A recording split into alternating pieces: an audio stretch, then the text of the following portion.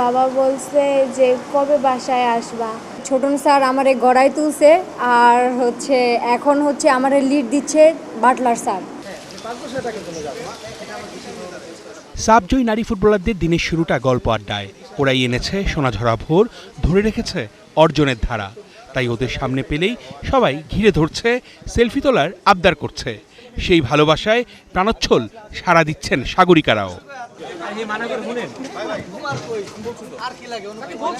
গেল কয়েক বছর ধরেই বিশ্ব দরবারে বাফুফের মুখ উজ্জ্বল করেছে বাংলার মেয়েরা।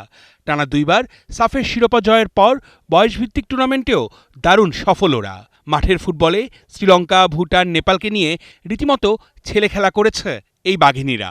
টানা ৬ ম্যাচ জিতে ঘরে তুলেছে সাফ অনূর্ধ্ব-20-এর শিরোপা। ফার্স্ট টাইম এই টুর্নামেন্টে নামেই আমার হ্যাটট্রিক হয়েছে, ভালো খেলছি।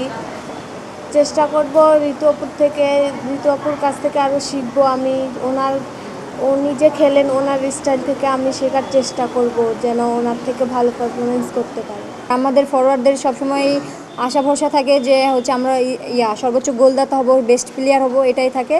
তো আমারও ছিল মাথায় চিন্তাভাবনা যে আমি এবারও সর্বোচ্চ গোলদাতা হব, বেস্ট প্লেয়ার হব, কিন্তু একটা হইতে পারি নাই। এটা তো মনে একটু কষ্টজনক। এখনো ফুটবল পাড়ায় সাগরিকা শান্তিদের মুখ থেকে এই দুর্দম সেনাদের প্রাপ্তির কথা শুনতে চায়। দেশবাসীর কাছে ওদের গল্প পৌঁছে দিতে মিডিয়া কর্মীরাও ওদেরই খুঁজে নেয়। ক্যামেরার লেন্সের নিশানায়ও ওরা। দেশের জন্য গৌরব বয়ে আনা এই নারী ফুটবলাররা যেতে চায় বহুদূর। আমরা আশাবাদী যে আপুদের মতো আমি ওই টিমে ছিলাম, অবশ্যই আমরা ওনাদের মতনই খেলতে চাই, পারফরমেন্স শো করতে চাই। এই পারফরমেন্স, এই ধারাবাহিকতা বজায় রাখার জন্য এবং প্রত্যেকটা ম্যাচে এক এক ধরনের চ্যালেঞ্জিংয়ের বিষয়, পুরোটা কভার করার জন্য চেষ্টা করব।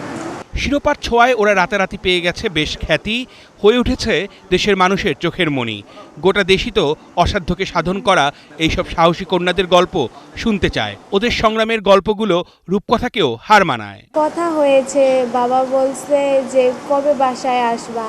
আমি বলছি যে এখন তো যাইতে পারবো না, আমাদের খেলা আছে এফসির পর বাসায় যাইতে পারবো।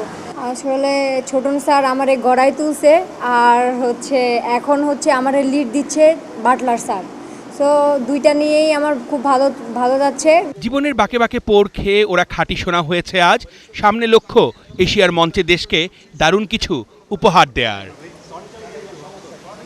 অর্ণব বাপি, ৭১।